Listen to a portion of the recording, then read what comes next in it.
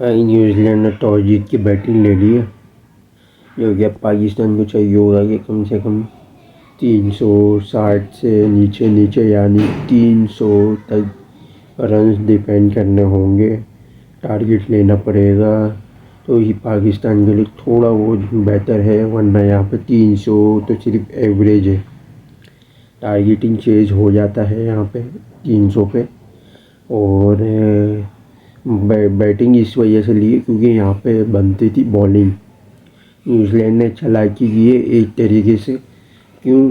क्योंकि बात को समझिएगा, क्योंकि पाकिस्तान प्रेशर में आके टारगेट चेजिंग में कोलैप्स कर जाता है, तो इस चीज़ को मद्देनज़र रखना पड़ेगा।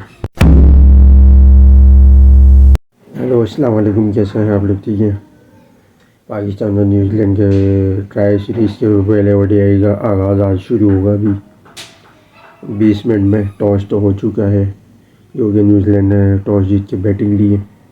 और जो कि न्यूजीलैंड का जो स्क्वाड है वो तकरीबन यहाँ पे आपका विलियम होगा, रचिन रविंद्र होंगे ओपनिंग में, वन डाउन विलियमसन, फिर डायरिल मिचेल, लेथम होगा, फिर ग्लेन फिलिप्स, फिर ब्रेसवेल, यानी 2 ऑलराउंडर रखी, 3 ऑलराउंडर की शक्ल में बैटर्स रखे हैं। सही है, बैटिंग ऑलराउंडर और पार्ट टाइमर है, तीन का ऑप्शन है। यानी उसके बाद आपका आ जाए विल वॉर्के है, बेन सीयर्स है, और मैट हेनरी है, और मिचेल सेंटनर, यानी 4 स्पेशलिस्ट रखे हैं, जिसमें से 3 फास्ट हैं, एक ऑर्थोडॉक्स स्पिनर है मिचेल सेंटनर। पीछे 10 ओवर का जो मार्जिन है उसमें 3 पार्ट टाइमर रखें, जैसे राइट आर्म मीडियम है डायरिल मिचेल। फिर उसके बाद ऑफ और ऑर्थोडॉक्स का दो ऑफ स्पिनर का ऑप्शन रखा है, जैसे ब्रेसवेल हो गया और ग्लेन फिलिप्स का हो गया। फिर पाकिस्तान के स्क्वाड पर जाना फ़कर है, बाबर ओपनिंग करेंगे। फिर उसके बाद कामरान गुलाम है, फिर रिजवान है, फिर सलमान अली आगा है, फिर तैयब ताहिर है, फिर खुशदिल शाह, ये हो गए 7। और 2 पार्ट टाइम का ऑफ टाइमर का ऑप्शन दिया, ऑफ और ऑर्थोडॉक्स का खुशदिल और आगा का। फिर 4 स्पेशलिस्ट पर आ जाए बरार है, फिर नसीम, शाहीन और हारिस, यानी 3 पेसर्स रखें स्पेशली एज स्पिनर स्पेशलिस्ट, बाकी 2 पार्ट टाइमर रखें। अब पिच के ऊपर हम कर रहे हैं। पिच जो है वो फ्लैट ट्रैक है, जो कि बिल्कुल ही बैटिंग कंडीशन है। ये जिस तरीके से ये पाकिस्तान के बैटर्स चाहते हैं ना, उनके मुताबिक कंडीशन है, बॉलिंग पिच नहीं है, स्पिनर ड्राई कंडीशन नहीं है, बनाई बैटिंग फ्लैट पिच है, जिसमें इन लोगों के रन्स बन जाए खाली। लेकिन मैं आपको बता दूं, ये तब भी कोलैप्स कर जाएंगे। पिच का मैं आपको पहले तो मैं आपको वेदर का समझा दूं। वेदर जो है वो 22 डिग्री चल रहा है, और जब नाइट का समय आ जाएगा तो उस टाइम पे कम से कम आपका 10 डिग्री तक हो जाएगा, फॉग आ जाएगी। और पिच का जो बिहेवियर है ना, कम से कम डे में तो आपको पावर प्लेज में इतना काम नहीं देगा 5 बॉलरों को। नरमी होगी पिच में, और बॉल में नमी आ जाती है, जिसके थ्रू बैटर्स को पावर प्ले में हिटिंग के चांसेस और रन बनाने के चांसेस होते हैं। तो यहाँ पे कम से कम 70-80 रन का तो मार्जिन मारेगी न्यूजीलैंड। फिर आ जाओ यहाँ पे स्पिनर का क्या रूल है। स्पिनर का यहाँ रूल है हल्का फुल्का है। अबरार का सबसे पहले 10 से लेके जो 20 ओवर तक का जो दरमियान है टर्म्स, वहाँ पर थोड़ा बहुत रूल है, थोड़ी बहुत इसकी स्पिनिंग काम कर सकती है। अगर आ जाओ आप आगा और खुशदिल का भी आप तो हल्का फुल्का बोल सकते हो कि काम आ सकती है। और आगा का हल ज़रूरी है कि कम से कम 15 से 30 के दरमियान के जो है ना वक्त, उसमें आगा का स्पेल आ सकता है। अच्छा, इसी तरीके से 1.5 ओवर का अगर आप आ जाओ और डेथ ओवर में आपका नसीम हल्का फुल्का काम आ सकता है और शाहीन हारिस भी आपका काम आ सकता है डेथ ओवर में। नए बॉल में तो आपको कोई भी काम नहीं आ सकेगा क्योंकि दिन का समय है। और यहाँ तक अगर न्यूजीलैंड की बैटिंग की बात करें तो यहाँ पे आपका सचिन रविंद्र तेज खेल सकता है, पावर प्ले में तेज 50 रन मार सकता है 30-40 बॉलों में। फिर आपका आ जाए विलियन, यहाँ पे होल्ड करेगा विकेट। फिर एक अगर विकेट गिरती है तो पीछे विलियन भी थोड़ा तेज़ खेलना शुरू कर देगा, ये विलियमसन होल्डिंग कर लेगा, विकेट एंकर करेगा। कि वह मिचल का ये रूल होगा कि कम से कम 15-20 ओवर के दरमियान अगर विकेट गिरती भी है तो उस टाइम में मिचल 25 से 35 ओवर तक ले जाने की कोशिश करेगा। अगर विलियमसन खड़ा रहा या विलियन खड़ा रहा, वो थोड़े रन रोटेट करेगा, हिटिंग करेगा। और अगर विलियन या विलियमसन में से कोई खड़ा रहा तो वो फिर एंकर करने की कोशिश करेंगे होल्डिंग की। फिर डेथ ओवर में अगर आ जाएंगे तो डेथ ओवर में अगर आएगी बारी तो डेथ ओवर से पहले अगर विकेट गिर भी जाती है तो लेथम इनके पास अच्छा ऑप्शन है डेथ ओवर तक ले जाने के लिए।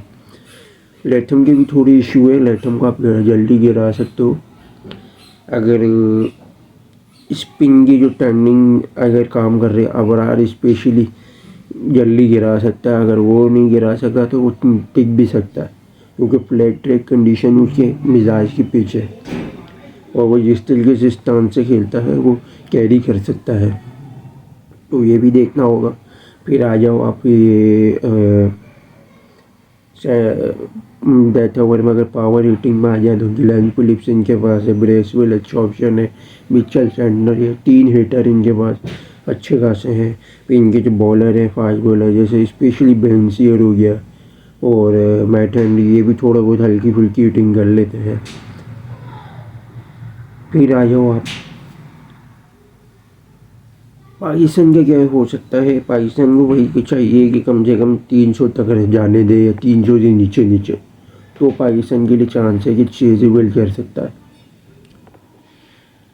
ड्यू फैक्टर होगा, ड्यू फैक्टर में ये सीनेरियो होगा कि ड्यू फैक्टर में पावर प्ले में खाली, क्योंकि जब नाइट जब स्टार्ट होगी, शाम का समय जब ख़त्म होगा उस टाइम पर ऐसे ऐसे ड्यू बनना शुरू हो रही होती, वो प्रॉपर ड्यू पड़ी नहीं होती। तो अभी ये 2 बजे मैच स्टार्ट हुआ है तो कम से कम 5:30 या 6 तक तो ख़त्म होगा, आधे घंटे का तो होगा कम से कम ब्रेक। और लाहौर का जिस तरीके से सीन है वो कम से कम 5:30 या 5 तक तो आपका सूरज तो ग्रूब हो जाता है। और जब तक मैच शुरू होगा 6-6:30 बजे, तो जब तक तो अच्छी खासी जो है वो अंधेरा पड़ जाएगा। और जिसके सिनेरियो में पाकिस्तान का ये होगा, शुरू के जो 10 ओवर वो पाकिस्तान के लिए मुश्किल है, उसके बाद आसानियाँ से नहीं है। क्योंकि उस टाइम पे ड्यू बनना शुरू हो रहा होता है, लेकिन पावर प्ले में नाइट के टाइम पे फास्ट बॉलर को फ़ायदा देता है। स्पेशली मैट हेनरी आपका गले आ सकता है, विल वॉर्क आपका गले आ सकता है और बेंसियर, ये तीनों आपके गले आ सकते हैं। लेकिन उन्होंने डफी और फर्गूसन में से किसी एक को नहीं खिलाया, उनको रेस्ट दिया। अगर डफी को खिलाते डफी और ज़्यादा गले आ सकता था, तो वो डेथ ओवर में भी और मिड ओवर में स्पेल में भी अच्छी बॉलिंग करता है, बड़ा ख़तरनाक बॉलर है। उसको अंडर एस्टिमेट मत करना। लेकिन जो बेंसियर है वो मिड के स्पेल में और आपका नया जो बॉल है उसको भी अच्छी स्विंग करता है। अगर 300 हो गए अराउंड अगर टारगेट मिलता भी है तो पाकिस्तान के लिए आसानी है। बाबर को चाहिए कि फ़खर को रोक के रखे, फ़खर को चाहिए कि थोड़ी सेट होने में टाइम ले। बाबर को चाहिए कि अगर ओपनिंग करना आ रहा है तो कम से कम पावर प्ले में गैप के अंदर मिड लैंड में अगर बॉल पड़ती है तो ऐसे यूं वाले ये वाले जो शॉट है ना, जो यहाँ पेट तक जो आती है बॉल है, उसमें चांस लेके कम से कम पावर प्ले में गैप के अंदर खेले, रन बनाए। लेकिन डर मुझे अभी भी लग रहा है पावर प्ले में कम से कम भी 2-3 विकेटें गिर सकती हैं अगर ज़रा सी हिल गई ना बॉल। बाबर और कामरान दोनों को और रिजवान, ये तीनों को काम उतार सकता है, यहाँ तक फकर का भी अगर वो डिस्टर्ब हुआ तो पावर प्ले को खाली रोकना पड़ेगा पाकिस्तान को, क्योंकि रिस्क लिया है न्यूजीलैंड ने कि पावर प्ले में किसी तरीके से 3 विकेटें गिर जाएंगी तो ये ऑलरेडी प्रेशर में आ जाएंगे और काम तमाम हो जाएगा, जो अक्सर टारगेटिंग चेज में होता है। हालांकि ये मिजाज की पिच नहीं है, टारगेट चेज की पिच है, तो टारगेट चेज यहाँ पे मांगता है चाहिए अंडर 300 प्लस भी हो, 310-20 तब भी मुश्किल। जब 360 से ऊपर का टारगेट हो तो मुश्किल है पाकिस्तान के लिए। पाकिस्तान को चाहिए कि भाई, और फिर आ जाओ आप पावर प्ले के बाद सेंटर थोड़ी मुश्किल डाल सकता है 10 से लेकर 30 ओवर तक, लेकिन फास्ट बॉलर इतना वो नहीं देंगे, इम्पैक्ट नहीं देंगे। ब्रेसवेल आपका मुश्किल डाल सकता है, डू में थोड़ी हल्का सा खाली इम्पैक्ट दे सकते हैं स्पिनर, इतना नहीं पहली इनिंग की निस्बत, क्योंकि पहली इनिंग में स्पिनर का अच्छा फ़ायदा है, दूसरी इनिंग में थोड़ा कम है। पहली इनिंग में फास्ट बॉलर का डेथ ओवर में अच्छा फ़ायदा है, नहीं पावर प्ले में इतना फ़ायदा नहीं है, लेकिन दूसरी इनिंग में पावर प्ले का अच्छा फ़ायदा है, डेथ ओवर में इतना फ़ायदा नहीं है।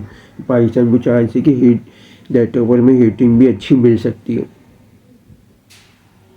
और तकरीबन पावर प्ले को खाली टैकल करना पड़ेगा पाकिस्तान को। ये नहीं कि भाई बिल्कुल ही सुस्त हो जाए, सो जाए, नहीं, रन्स बनाने पड़ेंगे थोड़े। पावर प्ले में अगर विकेट अगर बचा ली, सेव कर ली तो आगे भी आराम से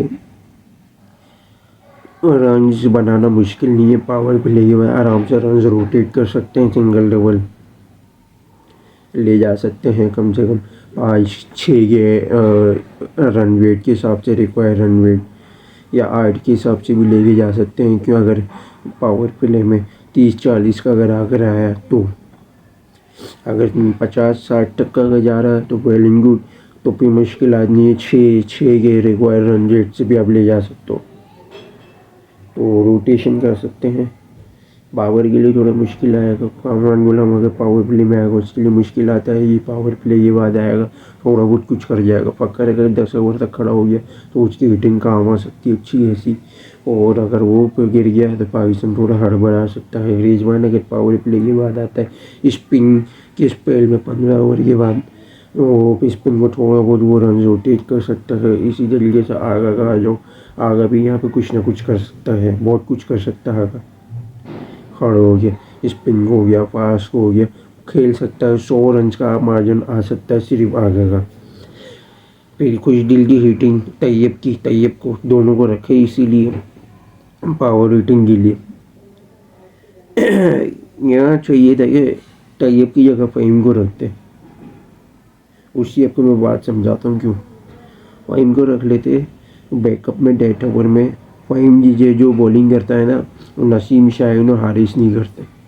डेथ ओवर में थोड़ा काम आ जाता कि 4-5 ओवर का जो इसका स्पेल आता है ना, उसमें बॉलिंग काम आ जाती। बैटिंग में अगर देखो, बैटिंग में सही है, हल्का फुल्का हिटिंग, 20-30 वाला ऑलराउंडर है, लेकिन तैयब इसे स्पेशली से बेटर। लेकिन देखते हैं क्या करता है तैयब, क्योंकि इतने टाइम से इसके इतने लंबे रन तो आते नहीं है टीम में, ये भी जल्दी विकेट फेंक जाता है।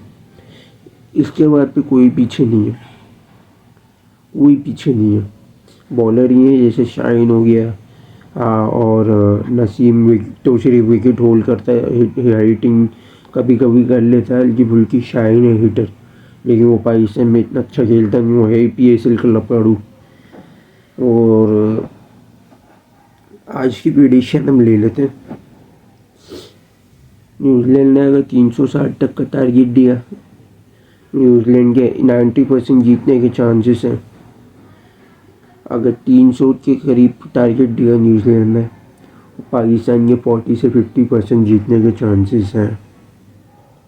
उसकी बाज़ाब्ते कंडीशन ये है कि अगर पावर प्ले में सरवाइव करेगा तो नहीं करे तो फिर न्यूजीलैंड की 70% चांसेस हैं। तो यही था आज मैच जो ख़त्म होगा उसके फिर आगे एनालाइज करेंगे। तो देखते रहिएगा और लाइक और शेयर और सब्सक्राइब जरूर करिएगा, बेल आइकन को जरूर दबाइएगा। Thank you watching video. अल्लाह हाफिज़।